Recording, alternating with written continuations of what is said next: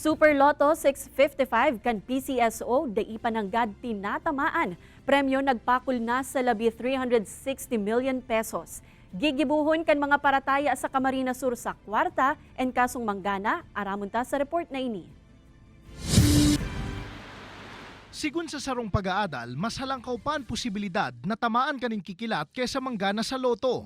Alagad para kilito, mayong madaog kun swerte na mismo ang madulok sa imo. Hali kaya sa banwaanin sa kay Camarines Sur, nagbiyahe pa siya pasiring sa syudad ni Naga para sa namagtaya sa loto. Sana manalo po. Kasi sir, Dahil sa kahirapan ngayon talaga hindi na kami nag-aasa sa loto. hasta kaya sa presente, mayo pang nanggagana sa Super Lotto 655 na ang jackpot prize puminakol na sa labi 360 million pesos. Kung kaya dawa sa agapaan bola, ang ibang mga parataya nag-enot ng tumaya ang ngunya na aldaw siring na sana ni Tatay Kaloy as si Nanay Nilda. En kasong manggana sa loto, ang sa indang plano.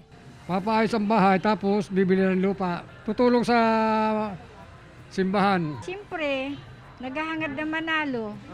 Baka manalo, di makatulong sa mahihirap. Mga kamag-anak lahat. Sa dagmang kan mga paratayang nag-aarabot digdi sa Lotto outlet, maging ang ticket kan Super Lotto 655 out of stock na.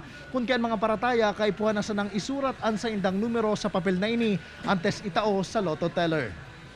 Patanid man kan PCSO sa mga parataya nin Lotto.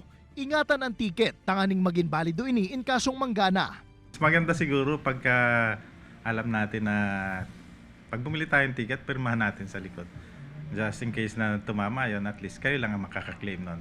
Kasi ang ticket holder kasi ang siyang dapat mag-claim.